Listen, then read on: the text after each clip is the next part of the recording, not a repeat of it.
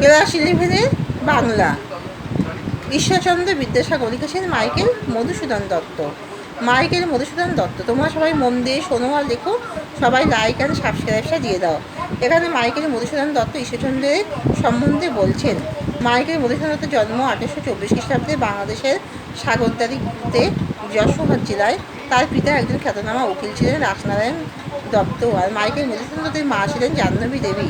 Michael Madhusudan Dutta ছোটবেলা থেকে খুবই মেধাবী ছাত্র ছিলেন এবং ল্যাটিন, গ্রিক, রোমান এবং ইংরেজিতে সুপণ্ডিত। এই মাইকেল মধুসূদন দত্ত ইংরেজি সাহিত্যে এতটাই তিনি আগ্রহী ছিলেন যে 1843 খ্রিস্টাব্দে হিন্দু ধর্ম ত্যাগ করে তিনি খ্রিস্টান ধর্ম গ্রহণ করে মাইকেল আখ্যায় ভূষিত হন।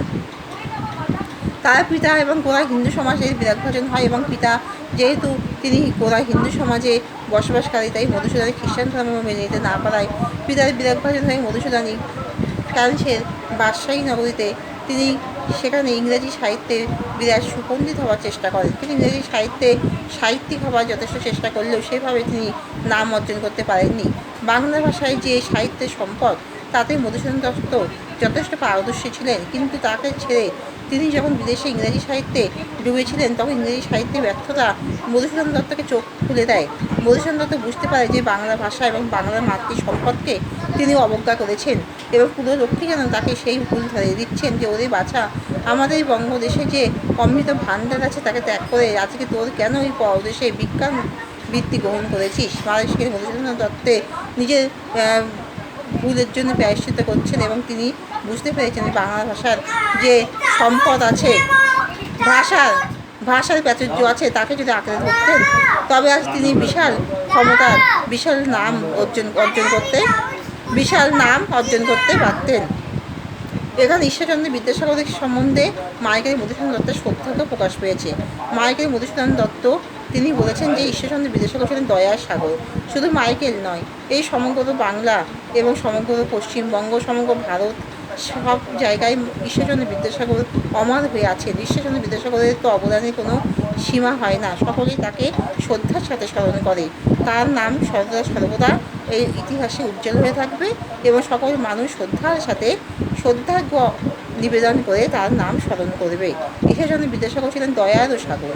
তিনি যেমন জ্ঞানের অমৃত ভাণ্ডার ছিলেন, জ্ঞানের অমৃত ভাণ্ডার, জ্ঞানের গভীর সমুদ্র ঈশ্বরচন্দ্র বিদ্যাসাগরের মধ্যে ছিল, তেমন তিনি দয়ারও সাগর ছিলেন। দিন দরিদ্রের দুঃখের কষ্ট দেখলে ঈশ্বরচন্দ্র বিদ্যাসাগর নিজেকে ঠিক রাখতে পারতেন না। দিন দরিদ্র দুঃখী মানুষকে সর্বদা উজাড় করে দিয়ে ঈশ্বরচন্দ্র বিদ্যাসাগর নিজের মহত্বের প্রমাণ দিয়েছেন।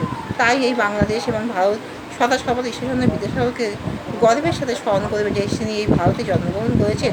ভারতে তিনি বিখ্যাত ঈশ্বরচন্দ্র বিদ্যাসাগর। দিনের দরিদ্রের প্রতি দয়ার সাগর।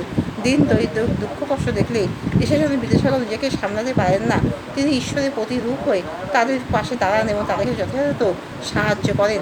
তাই মাইকেল মধুসূদন দত্ত ঈশ্বরচন্দ্র বিদ্যাসাগর তাকে পর্বতের সঙ্গে সমানভাবে তুলনা করেছেন। তার চরণে দিন দরিদ্র যদি আশ্রয় পায়, নিজেকে ধন্য বলে মনে করে এবং দিন দরিদ্রই বোঝে ঈশ্বরচন্দ্র বিদ্যাসাগর কতটা মহান মনের মানুষ। এই ঈশ্বরচন্দ্র বিদ্যাসাগরকে ভগবানের প্রতিরূপ হিসেবে মাইকেল মধুসূদন দত্ত এবং সকলেই মনে করেন এবং মাইকেল মধুসূদন দত্ত তার প্রতি ভালোবাসায় এবং শ্রদ্ধার অর্ঘ্য নিবেদন করেছেন। এখানেই শেষ করলাম।